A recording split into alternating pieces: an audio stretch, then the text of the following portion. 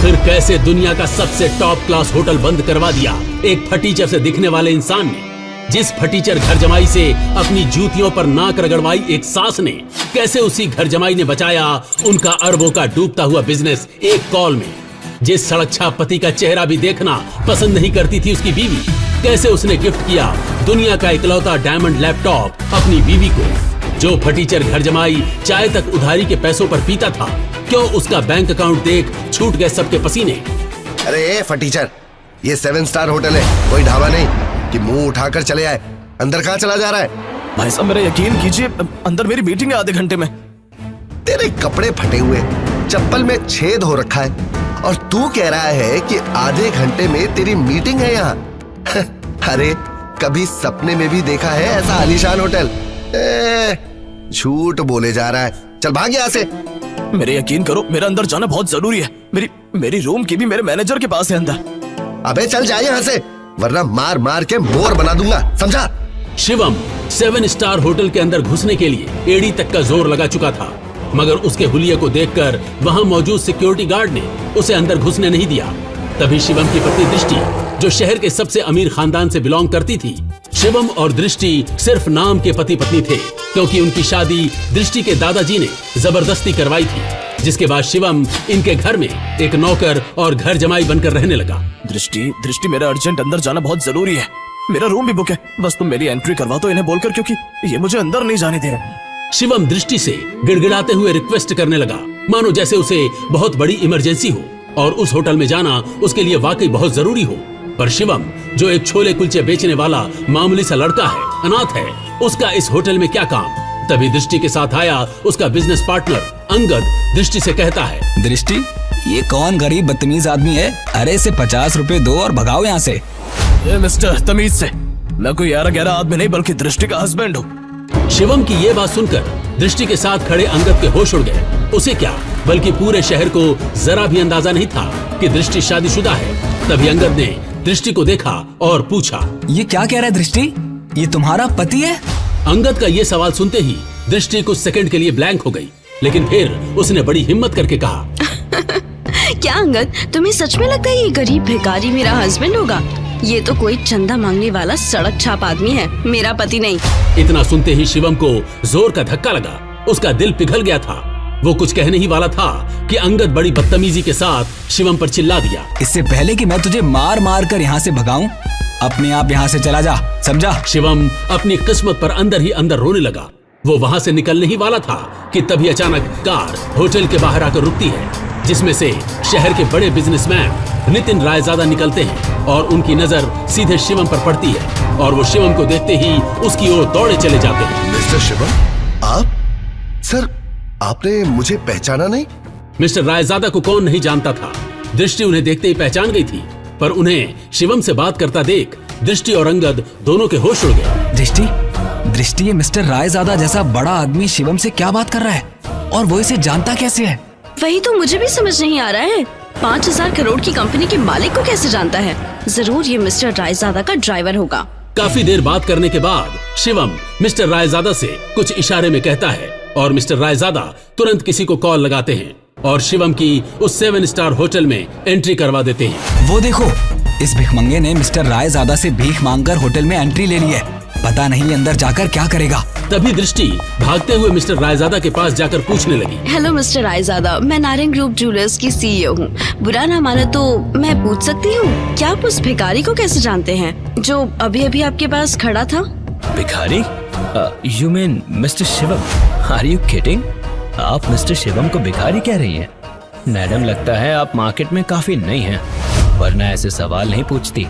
अच्छा, मैं चलता हूँ। इतना कहकर मिस्टर रायजादा वहाँ से चले जाते हैं और दृष्टि सोच में पड़ जाती है कि आखिर ये मिस्टर रायजादा ने क्या कहा। और दूसरी ओर शिवम तेजी से होटल के अंदर भाग रहा होता है कि उसे वहाँ उसका मैनेजर खड़ा दिख जाता है, जो शिवम से मिलकर कहता है, शिवम सर, हेलो, और ये रहा आपका ब्लैक टक्सिडो सूट। आज की मीटिंग के लिए आप कॉरिडोर से अपने रूम में चले जाइए, क्योंकि आपके पास ज्यादा टाइम नहीं है, गेस्ट आ गए हैं।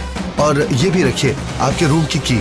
शिवम तेजी से वहाँ से भागते हुए अपने रूम की तरफ निकल जाता है, पर तभी अचानक वो उसके सामने से आ रहे एक आदमी से टकरा गया, जिससे वो आदमी नीचे गिर पड़ा। Oh no!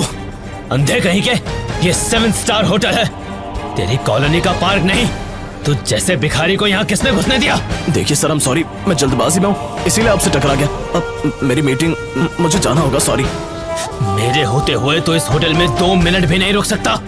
तू जानता नहीं है तूने किस आदमी से टक्कर खाई है। और तभी वो आदमी इतना कहते हुए शिवम का रास्ता रोक देता है और वहाँ 6 बॉडीगार्ड्स आ जाते हैं और आकर शिवम को पकड़ लेते हैं। तेरी इतनी हिम्मत, तूने हमारे सर को धक्का मारा। तू शायद जानता नहीं ये इस होटल के मालिक हैं। सर, मेरे लिए इस समय ये मीटिंग बहुत जरूरी है, मैं आपसे माफी मांगता हूँ, प्लीज मुझे जाने दीजिए, मुझे इमरजेंसी है। इसका ये भाड़े का सूट जमीन में फेंक कर गंदा कर दो। मैं भी देखता हूँ इस जैसा भिखारी कैसे मीटिंग अटेंड करेगा। 2 कौड़ी का नौकर और 2 कौड़ी की इसकी कंपनी, पता नहीं कैसे कैसे लोगों को जॉब दे देते हैं। No sir, no. शिवम की आंखों के सामने वो बॉडीगार्ड शिवम का सूट जमीन पर फेंक कर गंदा कर देता है और शिवम उनसे बस रिक्वेस्ट ही करता रह जाता है। जब वो शिवम का सूट जमीन पर फेंक देता है तब शिवम गुस्से में उठता है और उस बॉडीगार्ड को जमीन पर गिरा देता है। शिवम फिर गुस्से में चिल्लाते हुए कहता है, हाउ डेयर यू, तू होता कौन है मेरा सूट गंदा करने वाला? एक 7 स्टार होटल का मालिक होने से अपने आप को बहुत बड़ा आदमी समझने लगा है क्या? अब देख, अगले 10 मिनट में तेरी बर्बादी शुरू होगी। शिवम के इतना कहते ही वहाँ खड़े लोग और बॉडीगार्ड शिवम पर जोर जोर से हंसने लगे। तभी उस होटल के मालिक ने शिवम की बेइज्जती करते हुए कहा, तुझ में अकड़ बहुत है, मैं यहीं खड़ा हूँ, चल दिखा क्या कर सकता है तू। तभी शिवम गुस्से में तुरंत किसी को फोन लगाता है और कहता है, हेलो, मैं बोल रहा हूँ यंग मास्टर, अभी के अभी कपूर 7 स्टार होटल को तुरंत ब्लैकलिस्ट कर दो, मुझे अगले 10 मिनट में ये होटल बंद चाहिए, समझे?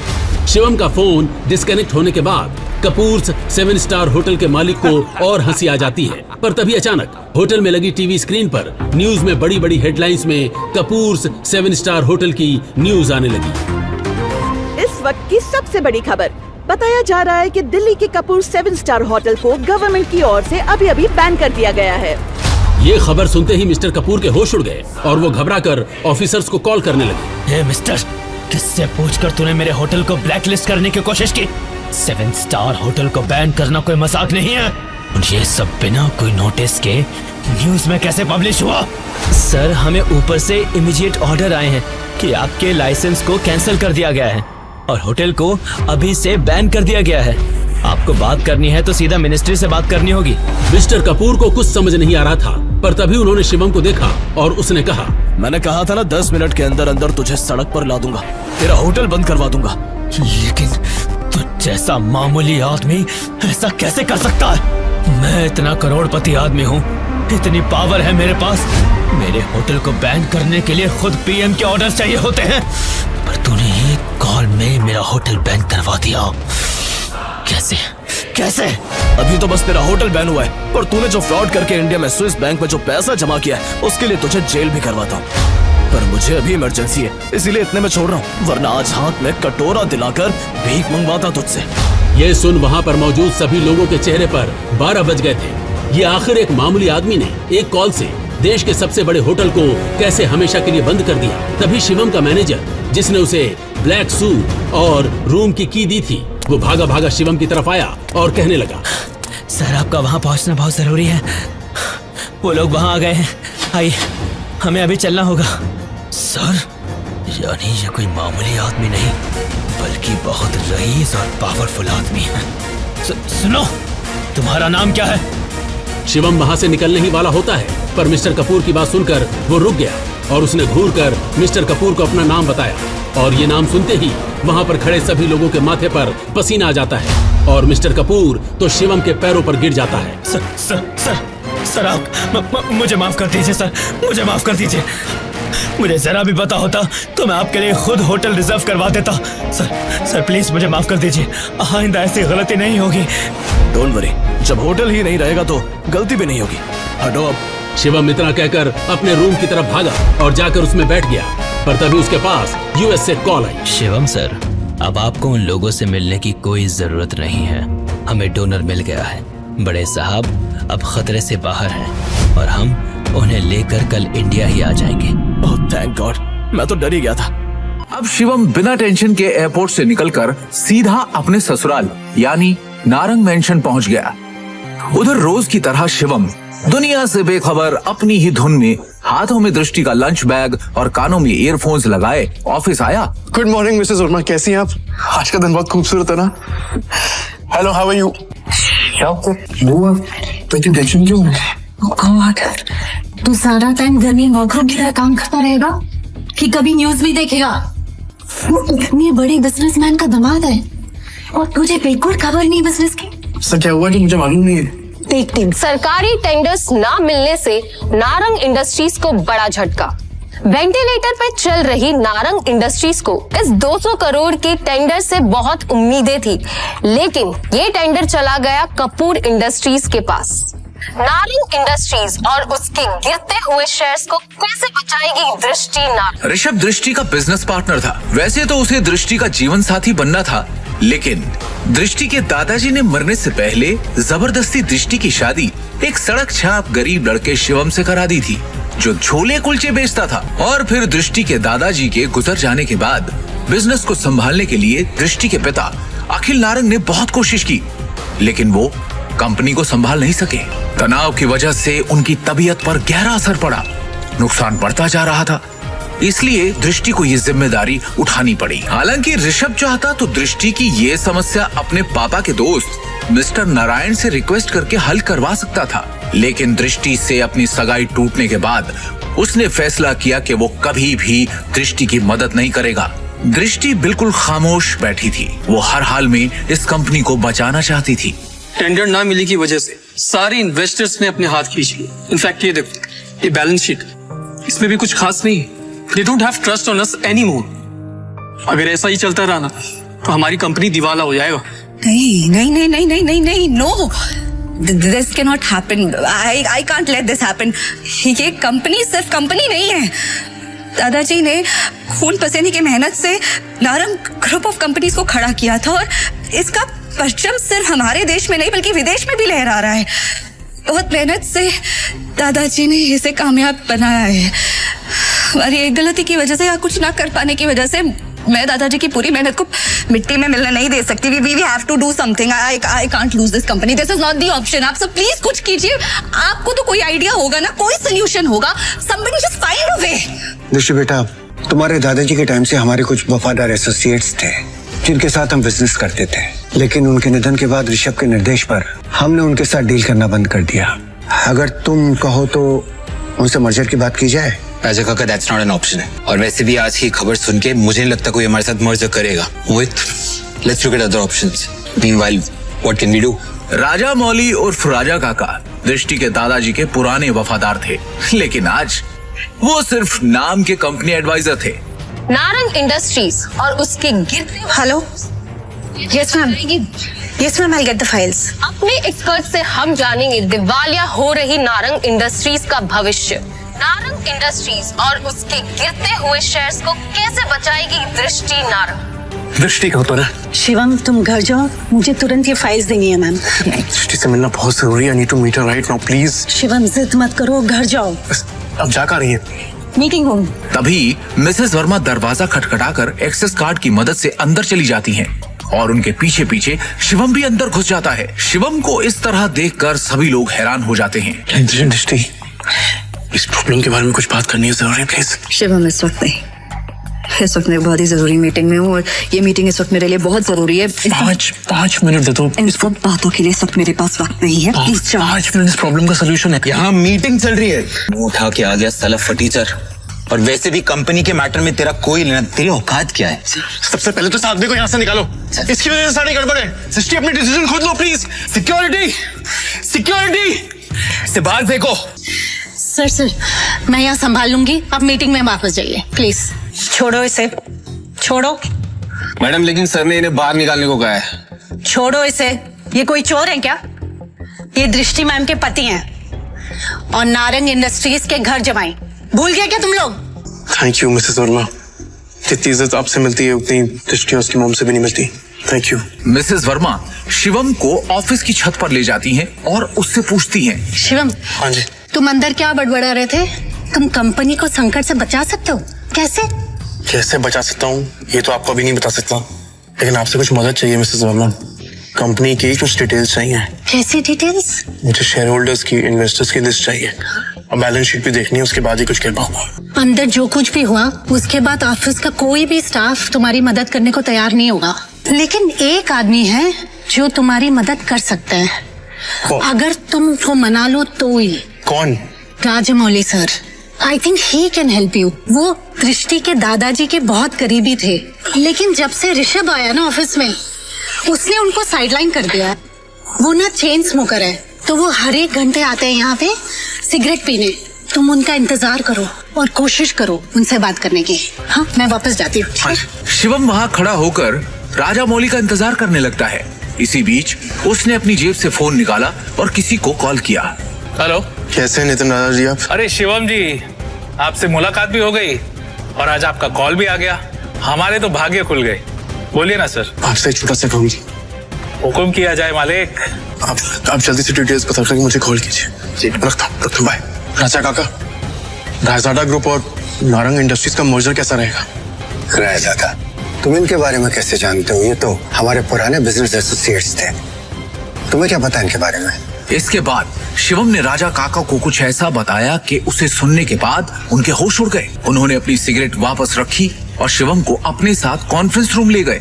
ये गरीब फटीचर अब तक यहाँ है। अपनी भाषा पर नियंत्रण रखो। दृष्टि बेटी, हमें शिवम की बात को सुनना चाहिए कि वो कहना क्या चाहता है। इसके पास एक योजना है। योजना? सड़क छाप। जितनी तुम्हारी उम्र है ना, उससे ज्यादा एक्सपीरियंस मुझे इस कंपनी में काम करने का हो चुका है। इस सब नोक झोंक के बीच दृष्टि गहरी सोच में थी।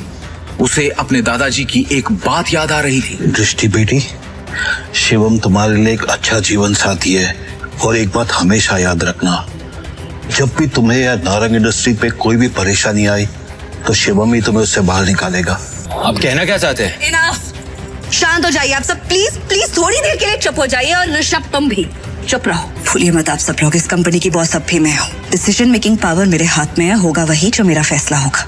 शिवम, तुम कहो तुम्हें क्या कहना है? हाँ शिवम जी, क्या बैठा? सबसे पहले मुझे कंपनी के शेयर होल्डर्स और इन्वेस्टर्स की लिस्ट चाहिए और बैलेंस शीट भी देखनी है, उसके बाद ही कुछ कह पाऊँ। डिस्ट्रिक्ट, ये बहुत ज्यादा हो रहा है। हम ऐसे ही किसी को अपनी कंपनी की डिटेल्स शेयर नहीं कर सकते। लैपटॉप दो सर। प्लीज। चलो। ये बात ऋषभ, भूलो मत तुम्हारी बॉस का पति है जिसके बारे में तुम ऐसे बात कर रहे हैं। अगली बार तमीज का इस्तेमाल जरूर करना। 2 साल में पहली बार शिवम ने दृष्टि को उसके लिए लड़ते हुए देखा। दृष्टि की बात सुनते ही उसका सीना चौड़ा हो गया। Shivam, you continue. Balance sheet की कुछ ट्रांजैक्शन पे मुझे शक है। इन्वेस्टर्स जिस तरह कंपनी छोड़ के जा रहे हैं, उसका भी एक पैटर्न है। कुछ तो गड़बड़ है यहाँ पे। अरे क्या बकवास कर रहा है? कुछ भी बोल रहा है आदमी। हवा में बात करना बंद करो और ये बताओ कि गिरते शेयर को कैसे रोके। हमें हमारे कंपनी से सारे शेयर बाय करने होंगे। सिंपल। अरे वाह, एकदम शानदार और नया आइडिया तुम्हारा। तुम्हें क्या लगता है? अरे इसे क्या लगता है कि हम लोग ने इस बारे में सोचा नहीं होगा? शांत हो जाओ। शिवम, फंड्स कहाँ हैं हमारे पास? 1 मिनट दो मुझे, बस 1 मिनट। इतना कहकर शिवम ने अपने फोन से एक नंबर मिलाया और उसके बाद जो उसने फोन पर कहा उसे सुनकर सबके होश उड़ गए। ऋषभ और मोहित की आंखें फटी की फटी रह गई। मिस्टर टोकस, मेरी बात ध्यान से सुनिएगा। सबसे पहली बात, राजाडा ग्रुप से नारंग इंडस्ट्रीज को फौरन 500 करोड़ ट्रांसफर कीजिए। दूसरी बात, राजाडा ग्रुप और नारंग इंडस्ट्रीज के बीच में मर्जर अनाउंस कीजिए। और हाँ, आखिरी बात, कपूर इंडस्ट्रीज के सारे शेयर खरीद लीजिए जल्दी। दृष्टि शिवम की इतनी बड़ी बड़ी बातें सुनकर हैरान थी। उसे यकीन ही नहीं हो रहा था कि उसका घर जमाई पति इतनी बड़ी कंपनी से उसकी नारंग इंडस्ट्री का मर्जर करवा रहा था। दृष्टि ने शिवम से कहा, शिवम, तुम हो कौन? ब्रेकिंग न्यूज, बड़ी खबर आ रही है इस वक्त हमारे पास। रायजादा ग्रुप ने नारंग इंडस्ट्रीज के साथ मर्जर की घोषणा कर दी है। इस खबर ने नारंग इंडस्ट्रीज को फर्श से अर्श तक पहुंचा दिया है। नारंग इंडस्ट्रीज के शेयर प्राइस ने वापस से रफ्तार पकड़ी है। नारंग इंडस्ट्रीज का दुनिया की सबसे बड़ी कंपनी रायजादा ग्रुप से जुड़ना काफी फायदेमंद साबित होगा। क्या दृष्टि को मिलेगा शिवम से अपने सवाल का जवाब? आखिर क्या राज छुपा है शिवम की असलियत के पीछे? रायजादा ग्रुप से शिवम का क्या रिश्ता है?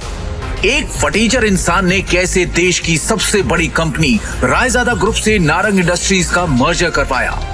नारंग इंडस्ट्रीज के हाथ से टेंडर निकल जाने के पीछे क्या ऋषभ की कोई साजिश थी?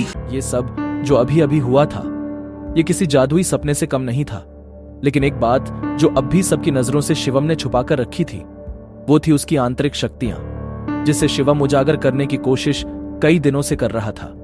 शिवम वहां से निकलकर एक शादी में गया था जहां उसे करण मिला था, जो कि दृष्टि का कजन था। वो शिवम को बेइज्जत करने से कभी बाज नहीं आता था। शिवम और उसके बीच नोक-झोंक कई समय से चलती आ रही थी, लेकिन उस दिन शिवम ने करण की बेइज्जती पूरे रिश्तेदारों के सामने कर दी और वहां से घर चला गया। करण ने अपने गुस्से को पी लिया और ठान लिया कि वो शिवम को नहीं बख्शेगा। दूसरी ओर अपना खाना खत्म करके शिवम ने अपने बर्तन धोए और फिर वो अपने बेड पर आराम करने बैठ गया। ध्यान या मेडिटेशन करने की महारत उसने पिछले कुछ सालों में ही पाई थी।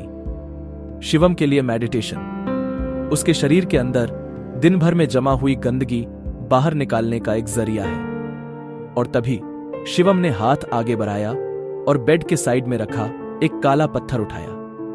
उसे मुट्ठी में बंद कर जैसे ही उसने हाथ को हल्के से घुमाया, वो पत्थर राख बन उसकी उंगलियों के बीच से सरक गया। शिवम की आंखों में उत्साह भर गया और उसने खुद से कहा, भस्म शक्ति ने अपना रूप ले लिया है। अरजा, उसके गुरु ने भी तो यही कहा था कि वो तक्षक महल का वंशज तभी माना जाएगा जब वो अपनी अंदरूनी शक्तियों को जगा लेगा, और तब उसकी तलाश शुरू होगी ढूंढने के लिए रायजादा परिवार के उन खास लोगों को जिनसे वो अपने गुरु के निशानी के तौर पर दिए जेड पत्थर की मदद से मिल पाएगा। वही वो पल होगा जब शिवम अपनी जिंदगी को बदल पाएगा। सिर्फ इतना ही नहीं, इसके साथ ही शिवम के हाथ वो सब भी लगेगा जो आम इंसान की पहुंच में नहीं, जैसे कि पौराणिक औषधियां, धन और उसके पूर्वज। यही तो होता है इस विद्या में। इसमें किसी के वैभव और उसकी शक्ति की कोई सीमा नहीं है। सक्का अपने गुरु का निशानी के तौर पर दिया हरा पत्थर अपने हाथों में घुमाते हुए शिवम ने सोचा, मेरी शक्तियां पूरी तरह से जागृत हो चुकी हैं।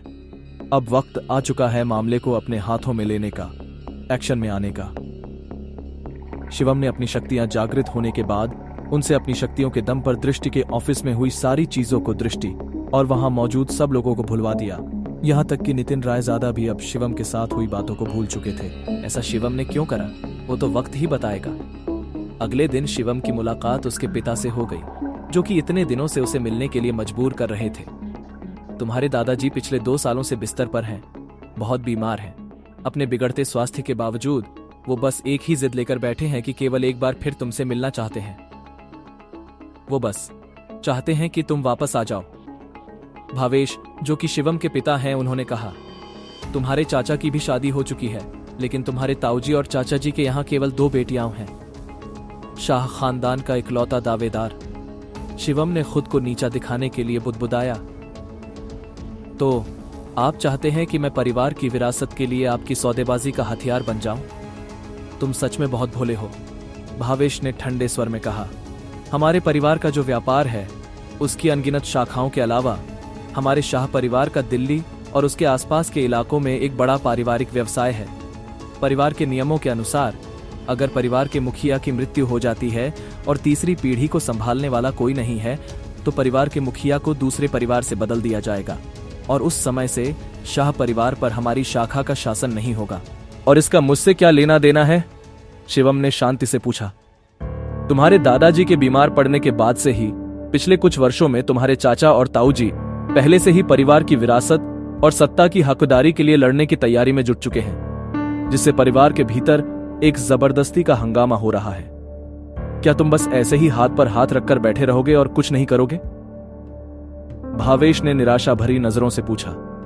शिवम थोड़ा झुंझलाया और उसने उपहास भरी मुस्कान से भावेश की तरफ देखा। आखिरकार वो अपने पिता भावेश के वास्तविक स्वरूप को भली भांति जानता था। सत्ता के लिए वो दूसरों की भावनाओं की परवाह किए बिना वो सब कर सकते थे जो जरूरी बन जाए। शिवम, तुम खुद ही सोचकर देखो कि क्या तुम वाकई में इस छोटे से नारंग परिवार में रहना चाहते हो और जिंदगी भर इस तरह अपमानित होना चाहते हो? भावेश ने शिवम से पूछा। कल नारंग परिवार की शादी के दौरान तुम्हें इतना बड़ा अपमान सहना पड़ा, भावेश ने कहा। क्या तुम उनसे बदला लेने की शक्ति नहीं चाहते?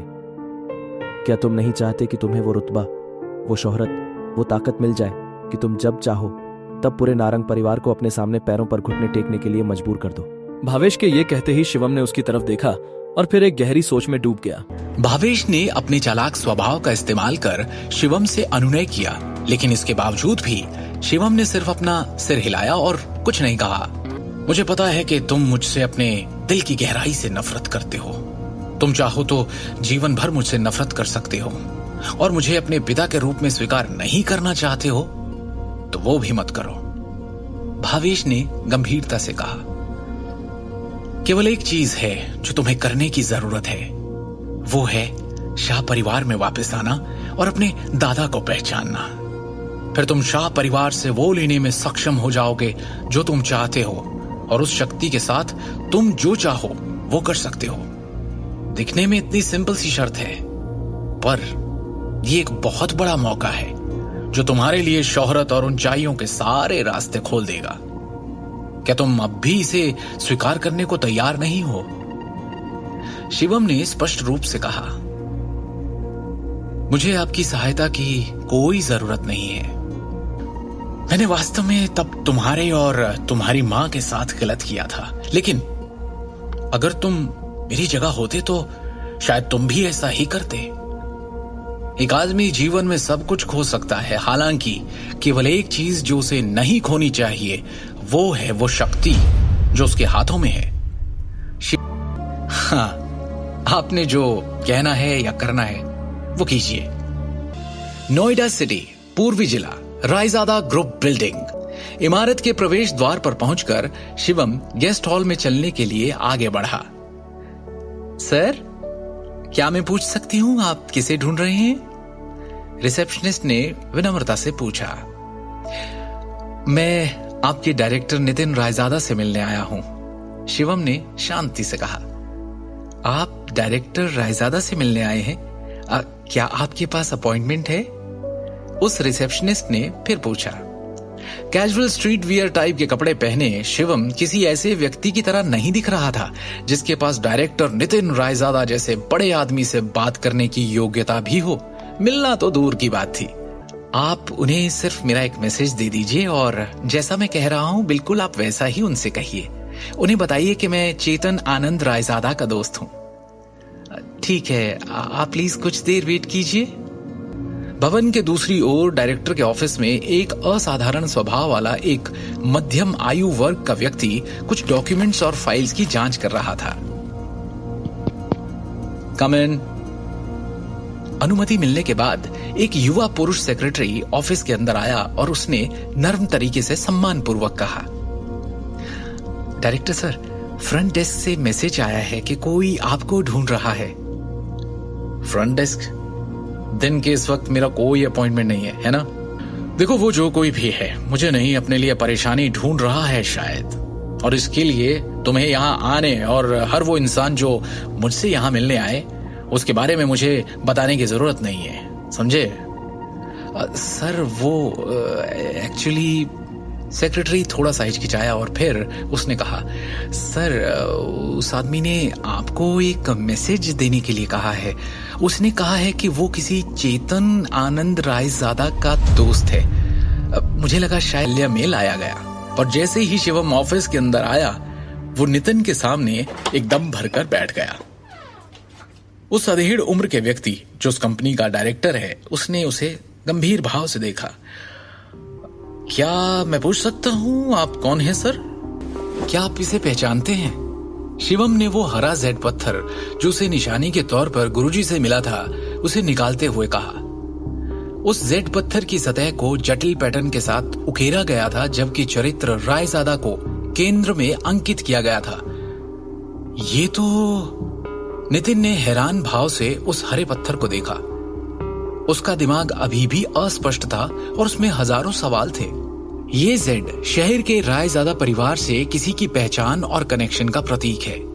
ऐसे केवल कुछ ही पत्थर तैयार किए गए थे, यहां तक कि खुद नितिन के पास ऐसा एक भी नहीं था। अब कृपया एक क्षण प्रतीक्षा करें, तब तक मैं आनंद जी को आमंत्रित करता हूं, नितिन ने सम्मानजनक स्वर में कहा। इस युवक को नाराज करने की हिम्मत नहीं थी उसमें, जो अभी भी उसके लिए एक राज था।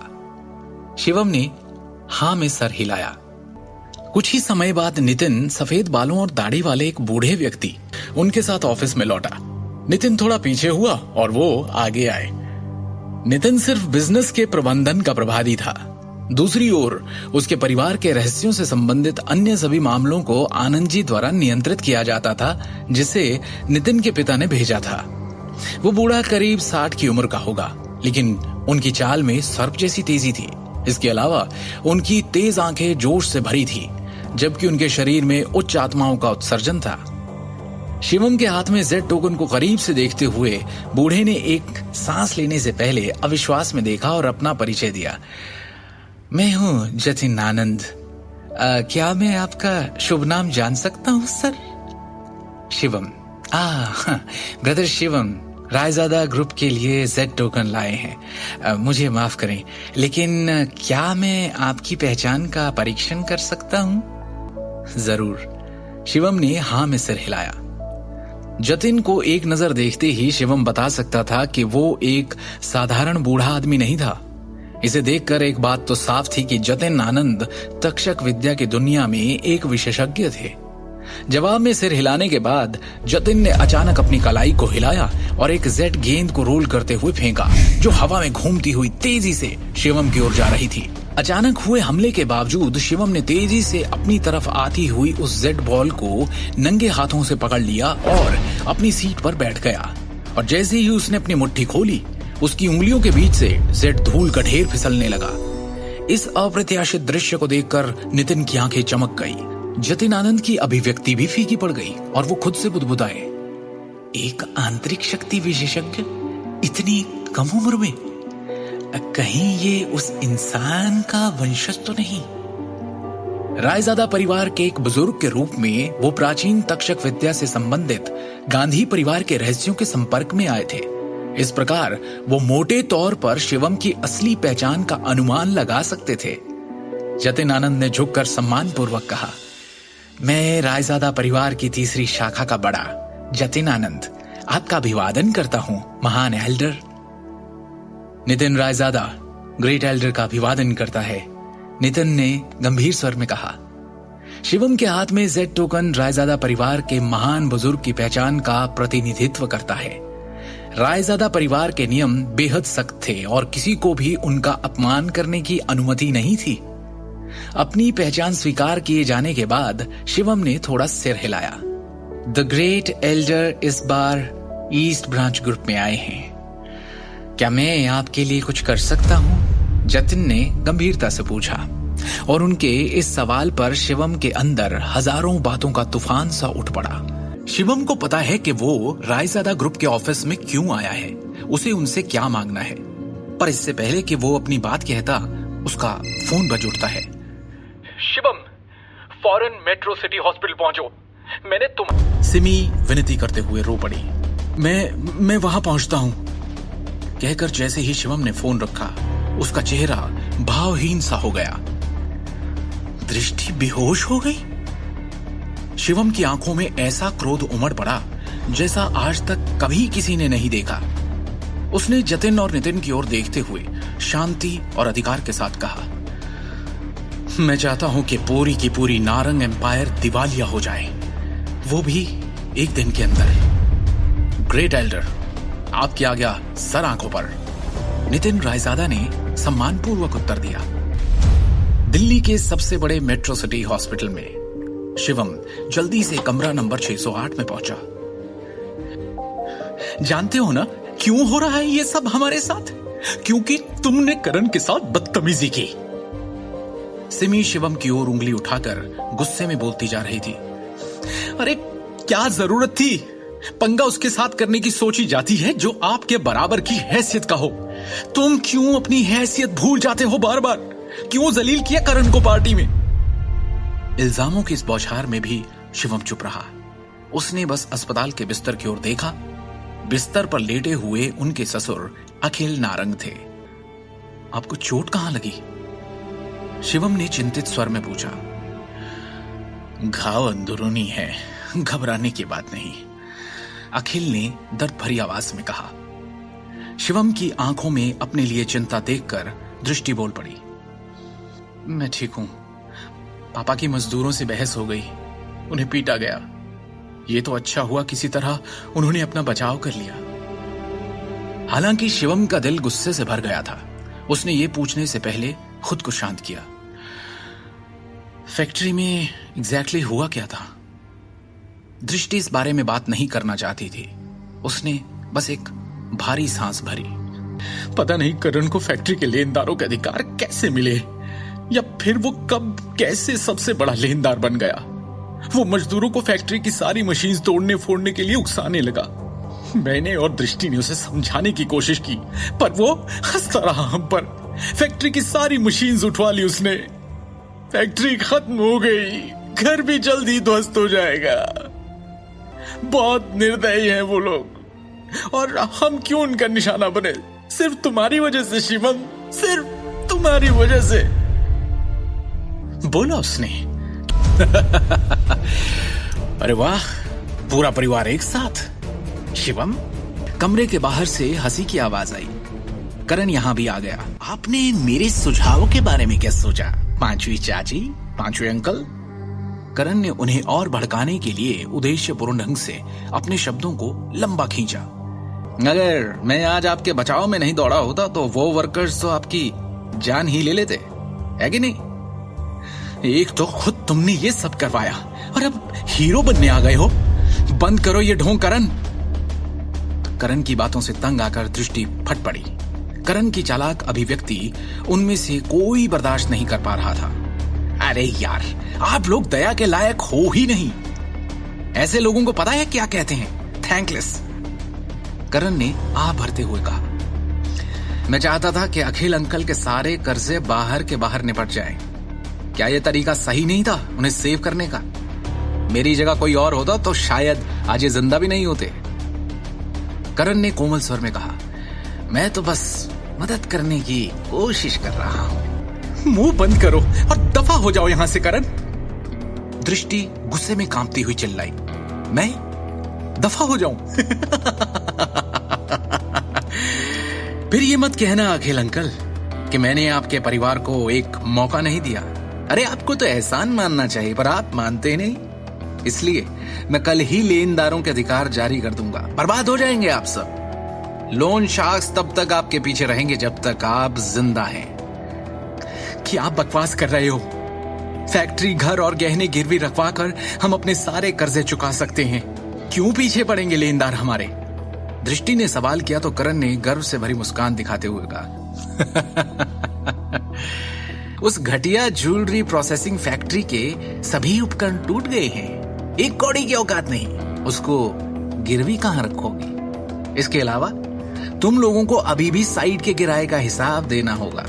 अगर इसे ठीक से नहीं सुलझाया तो अखिल अंकल पर धोखाधड़ी का आरोप भी लगाया जा सकता है, और हाँ, जेल भी हो सकती है। बोल लिया जो बोलना था, अब निकलो यहां से। शिवम ने करण को भाव शून्यता से देखा।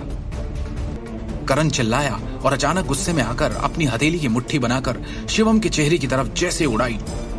ठाक की आवाज के साथ शिवम ने उसकी मुट्ठी एक झटके में अपनी हथेली से रोकी और बिना दया के एक झटके में उसे उल्टा घुमा दिया। बेइज्जती, हैरानी और गुस्से के घूंट पीकर उसने जहर उगलते हुए कहा, तेरी ये मजाल, तूने मुझे हाथ लगाया, मुझे, करण नारंग को। उसने दृष्टि के परिवार की ओर देखकर कहा, और तुम लोगों को भी नहीं छोड़ूंगा मैं। इस परिवार की कहानी अब खत्म समझो। अब तुम में से मैं इस मामले को अच्छी तरह से संभाल लूंगा, इसीलिए आपको अब और चिंता करने की जरूरत नहीं है। शिवम ने स्पष्ट शब्दों में आत्मविश्वास के साथ पूरे परिवार से कहा, करण या उसके परिवार वाले हमारा कुछ नहीं बिगाड़ पाएंगे। क्या कर लोगे तुम? क्या तुम इस लायक हो? सिमी ने एक ठंडी मुस्कान के साथ व्यंग्यात्मक लहजे में कहा, तुम्हारी तो इतनी हैसियत भी नहीं कि। उस समय शिवम ने सिमी की तरफ अपनी भावहीन निगाहें घुमाई और उसके शब्दों को चुप कर दिया। उसकी आंखों से जैसे सिमी की आंखें मिली, उसे ऐसा लगा जैसे शिवम आज पूरी तरह से एक अलग इंसान बन गया है। वो कांप गई। उसे डांटने के लिए जबान खोली थी, पर अब उसकी बोलती खुद ही बंद हो गई। शिवम ने दोबारा दृष्टि की ओर नम्रता के साथ देखा और प्यार से उसे आश्वस्त किया। फिक्र मत करो दृष्टि, अब कुछ बुरा नहीं होगा, मैं हूं ना तुम्हारे साथ। हालांकि दृष्टि को समझ नहीं आ रहा था कि क्या हो रहा है, फिर भी उसने अपने दिल में एक बड़ी गर्मजोशी महसूस की। शिवम ने धीरे से उससे पूछा, भरोसा है ना मुझ पर? इस सटीक क्षण में उसने पहली बार ऐसा महसूस किया कि वो उस पर भरोसा कर सकती है। हाँ है, उसने कहा और जवाब में सिर हिलाया। शिवम के करण पर हाथ उठाने का क्या अंजाम भुगतेगा दृष्टि का परिवार, या फिर शिवम सच में उन्हें बचा लेगा? क्या अपनी तक्षक विद्या का इस्तेमाल करने के लिए ये शिवम का पहला मकसद होगा? क्या अब नारंग परिवार शिवम का अलग रूप देखेगा? नारंग ज्वेलरी ग्रुप की इमारत की हर मंजिल पर आज एक असामान्य उथल पुथल थी। कर्मचारियों में अफरा। अचानक नारंग परिवार के सबसे बड़े भाई और नारंग ग्रुप के डायरेक्टर अमिताभ नारंग ने सभी का ध्यान अपनी ओर आकर्षित करने के लिए जोर से खांसी की। सब लोग बहस करना बंद करें, पहले बिजनेस की बातें करें। इस तरह की समस्या को हल करने का हमेशा एक तरीका होगा। अमिताभ नारंग के चेहरे पर आज अलग ही भाव थे। जब से उन्होंने नारंग ग्रुप के डायरेक्टर का पद संभाला, तब से कॉरपोरेशन बिना किसी रुकावट, गिरावट या बिना किसी नुकसान के सुचारू रूप से चलती आ रही थी, क्योंकि इससे पहले कभी किसी ने ऐसी हिला देने वाली स्थिति का सामना नहीं किया था। जैसे ही बैठक कक्ष तुरंत शांत हुआ, सभी ने चिंतित भावों से अमिताभ नारंग को देखा और उनके बोलने का इंतजार करने लगे। डायरेक्टर सर, आपने जिन डेटा की कैलकुलेशन मांगी थी वो आ गई है। हमारे कितने बड़े और पुराने क्लाइंट्स ने आज के आज हमारे साथ कॉन्ट्रैक्ट खत्म कर लिया है, अब बताओ मुझे। डायरेक्टर सर, आंकड़ों के अनुसार हमारे नारंग ग्रुप के शेयर्स में आज 30% से अधिक की गिरावट आई है और पहले ही क्रैश हो चुके हैं। इससे छोटे शेयर धारक घबरा गए हैं और अपने शेयर्स तुरंत वापस लेने का अनुरोध कर रहे हैं। अब इसके अलावा 1 दर्जन से भी ज्यादा शहरों में हमारी ज्वेलरी के सेल्स चैनल आज काट दिए गए हैं और हमें हमारे सारे कॉन्ट्रैक्ट्स खत्म करने के लिए फोर्स किया गया है। इन सब के अलावा ईस्टर्न प्रांत की ज्वेलरी और उससे जुड़ी हुई 20 से भी ज्यादा कंपनीज, ज्वेलरी कॉमर्स एसोसिएशन और जनरल चैम्बर ऑफ कॉमर्स ने संयुक्त रूप से सार्वजनिक रूप से घोषणा की है कि वो हमारे नारंग ग्रुप का सहयोग नहीं करेंगे। अभी स्थिति ये है कि मार्केट में हमारे नारंग ग्रुप पर कोई भरोसा करने को तैयार नहीं है। अमिताभ नारंग का चेहरा ऐसे पीला पड़ गया जैसे उन्होंने कोई भूत देख लिया हो। उन्हें खुद अभी तक ये बात समझ नहीं आ रही थी कि उन्होंने किस ताकतवर शख्स को इतना नाराज कर दिया कि उसने पूरे के पूरे नारंग ग्रुप का दिवालिया निकाल दिया, वो भी एक दिन के अंदर।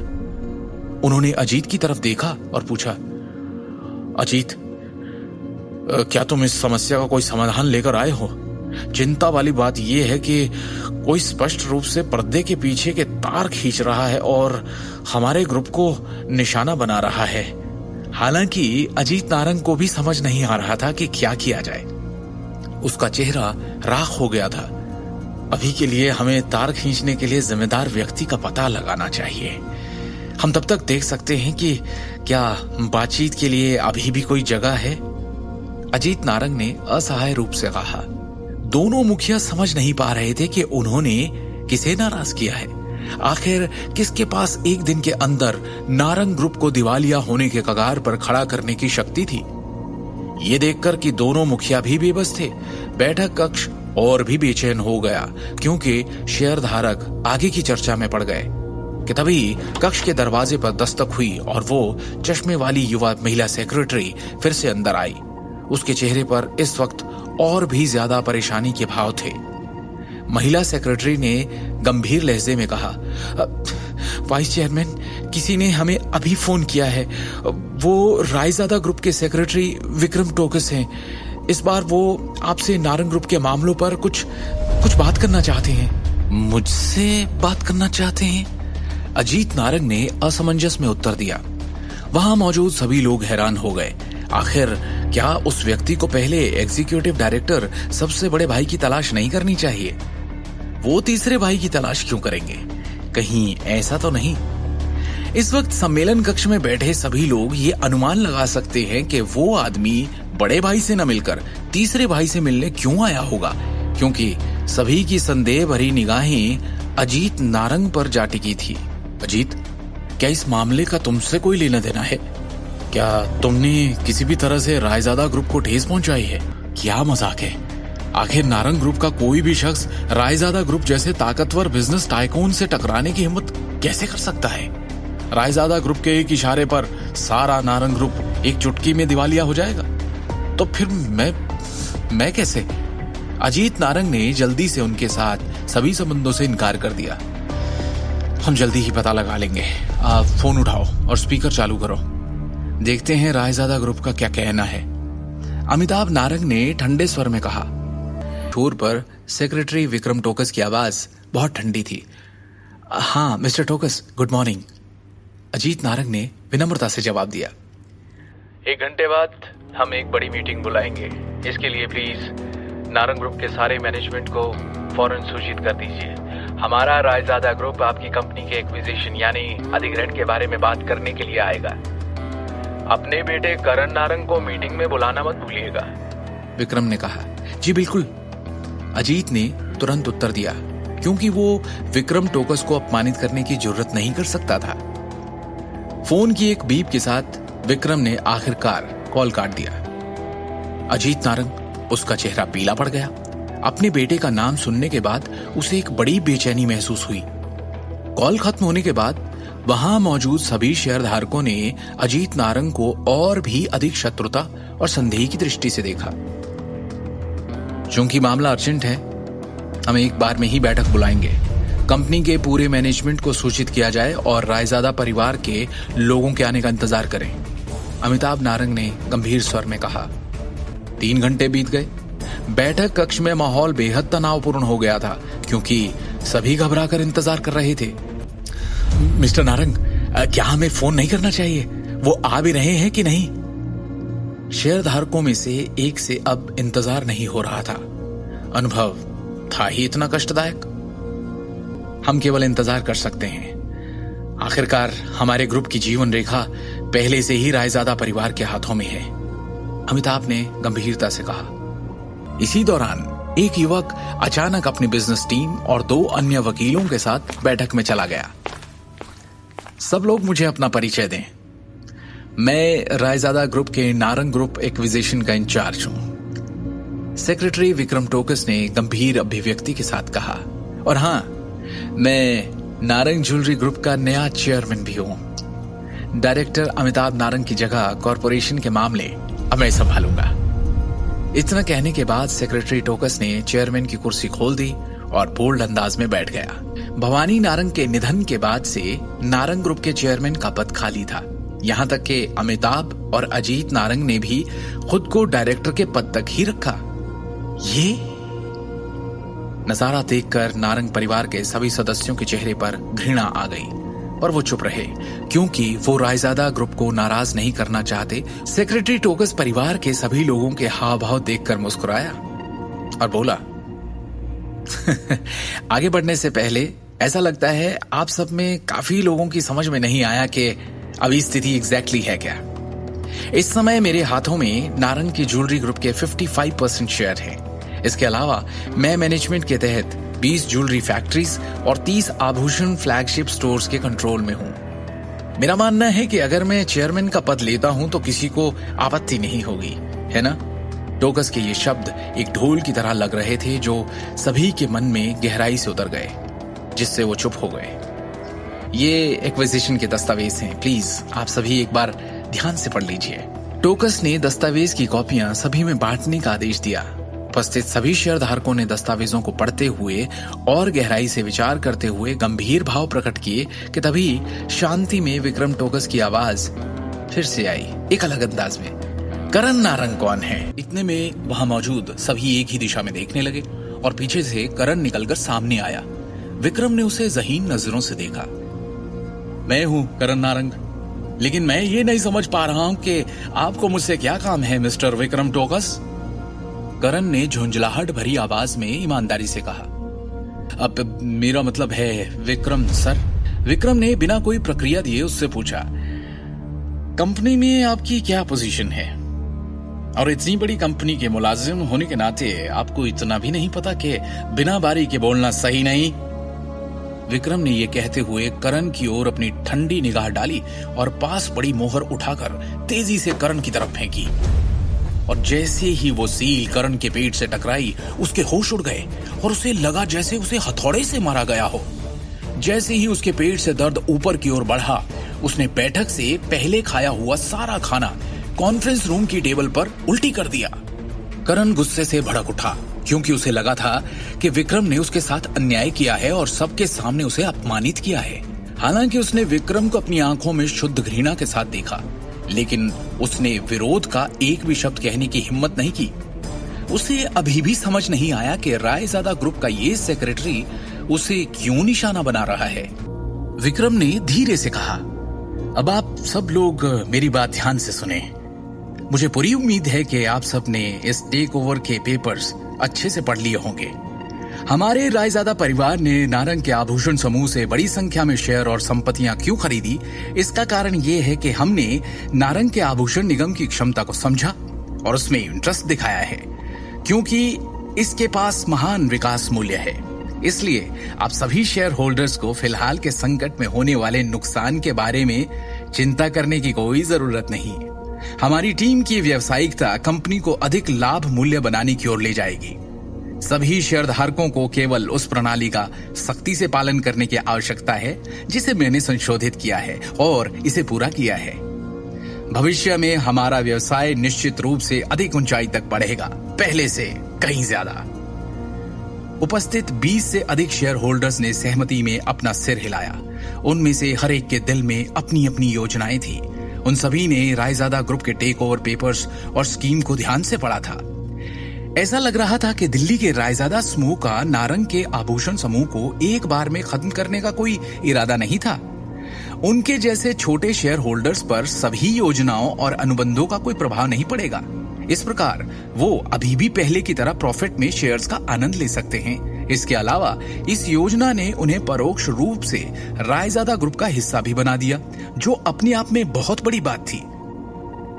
वो ये भी देख सकते थे कि हालिया संकट स्पष्ट रूप से अजीत नारंग और करण नारंग की तरफ इशारा कर रहा था और उन्हीं पर लक्षित था। और इसका नतीजा ये होगा कि इन दोनों कार्यकारी निदेशकों को जबरदस्त नुकसान हुआ था। उन्होंने न केवल महत्वपूर्ण मामलों में बोलने का अधिकार खो दिया, बल्कि उनकी संपत्तियों और शेयरों की संख्या को भी भारी झटका लगा। वो अब तक सारी प्रेरणा और आशा खो चुके होंगे। हालांकि एक व्यक्ति जिसे सबसे बड़ी हार का सामना करना पड़ा, वो था नारंग परिवार का तीसरा भाई, अमिताभ नारंग। उन्होंने न केवल डायरेक्टर्स बोर्ड का सारा नियंत्रण खो दिया, बल्कि उनकी प्रतिष्ठा भी चरमरा गई थी। आज की घटना निश्चित रूप से दिल्ली शहर के पूरे व्यापारिक उद्योग में फैल जाएगी और उसे हंसी का पात्र बना देगी। ऐसा लगता है कि उसके लिए फिर से अपनी प्रतिष्ठा हासिल करना बेहद मुश्किल होगा। हालांकि अजीत नारंग और अमिताभ नारंग ने शुरू में बदसूरत भाव प्रकट किए, मजबूरी में सिर्फ एक मुस्कान दी और विक्रम की सराहना की और उसे बधाई देने के अलावा वो दोनों और कर भी क्या सकते थे।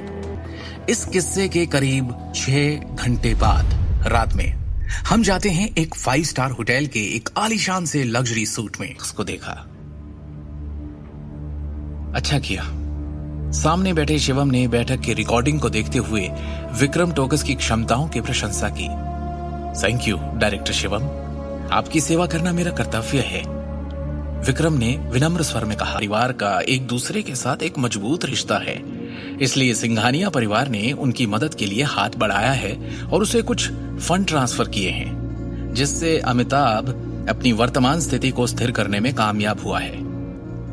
इस मामले में क्या हमें उन पर एक बार फिर हमला करना चाहिए और एक ही बार में दोनों परिवारों को नष्ट कर देना चाहिए? इसकी कोई जरूरत नहीं है, शिवम ने शांति से कहा। वैसे आपको अखिल नारंग के गहने कारखाने के मामले पर अतिरिक्त ध्यान देना होगा। शिवम ने पहले से कुछ सोचा हुआ था, जिसे याद करते हुए उसने कहा, सब कुछ सामान्य प्रक्रिया के अनुसार संभाला जाएगा। कारखाने के निदेशक अखिल नारंग को नारंग समूह की औद्योगिक श्रृंखला के अन्य छोटे शेयर होल्डर्स के जितने ही प्रॉफिट देना सुनिश्चित करें। शिवम ने नारंग के आभूषण समूह को खरीदने के लिए विक्रम के लिए उद्देश्यपूर्ण व्यवस्था की थी, जिसमें स्वाभाविक रूप से अमिताभ के परिवार के तहत संपत्ति और उसके ससुर के गहने कारखाने के ऋण शामिल थे। साथ ही उसने विक्रम के लिए सभी कारखानों को नारंग समूह के नाम से व्यवस्थित करने और उन सभी को समान प्रॉफिट देने की व्यवस्था की। इस तरह उसके ससुर की ज्वेलरी फैक्ट्री को नारंग समूह की औद्योगिक श्रृंखला में वापस आने का अवसर मिलेगा। ये बहुत अचानक या स्पष्ट नहीं होगा कि पर्दे के पीछे से कुछ तार खींचे जा रहे थे। कल जब आप नारंग एम्पायर जाएंगे तो एक न्यूज बुलेटिन जारी करने के लिए निदेशक मंडल के नाम का उपयोग करें, जिसमें साफ हो कि कंपनी कई रचनात्मक ज्वेलरी डिजाइनर्स और एक मुख्य डिजाइनर अधिकारी की भर्ती करने वाली है। यस सर, विक्रम ने उत्तर दिया। ठीक है, अभी आप जा सकते हैं और हाँ, आगे की हर खबर मुझे रिपोर्ट करें, शिवम ने स्पष्ट रूप से कहा। अगले दिन छतरपुर जिला दृष्टि का घर।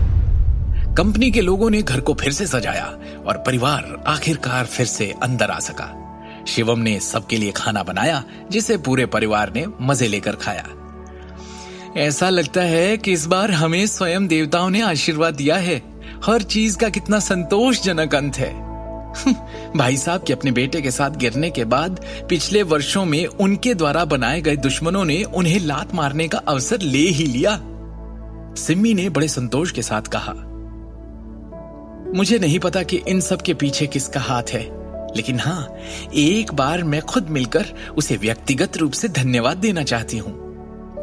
अपने चेहरे पर एक उज्जवल मुस्कान के साथ अखिल ने कहा, भाई साहब का परिवार बहुत निर्दयी है। उद्योग में लगातार दुश्मन बनाने के बाद ऐसा लगता है कि उन्होंने इस बार अनजाने में कोई बड़ी गलती कर दी है, जिसके कारण ये सब हुआ। वो इसी के लायक है जो उन्हें मिला, सिम्मी ने अहंकार से फूलते हुए कहा। इस बार नए अध्यक्ष ने हमारे आभूषण कारखाने को कंपनी की औद्योगिक श्रृंखला में शामिल कर दिया है, जिससे हमें भविष्य में शेयर और प्रॉफिट दोनों मिलेंगे। हाय, अब ऐसा लग रहा है मानो एक बड़ा संकट टल गया है।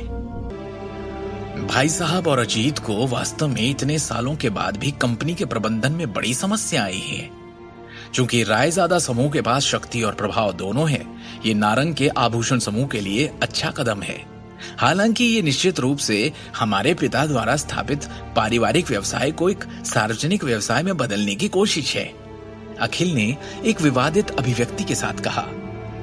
अखिल के हाथों में दिल्ली टाइम्स न्यूज़पेपर था। आप कुछ ज्यादा ही चिंता कर रहे हैं। नारंग के लिए आपके विचारों के बावजूद क्या आपके पिता ने कभी आपको वो पद या सम्मान दिया?